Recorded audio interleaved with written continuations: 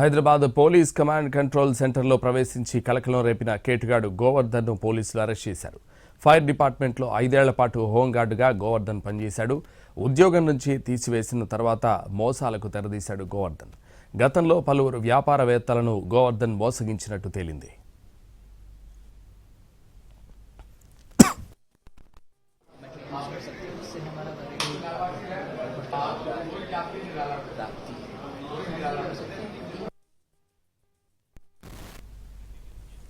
CM Revanth Reddy ఉన్నతాధికారులతో సమావేశం నిర్వహిస్తుండగా గోవర్ధన్ తాను డిపార్ట్మెంట్ మనిషినని చెప్పుకుంటూ సీసీఎస్లో రాకపోకలు సాగించాడు.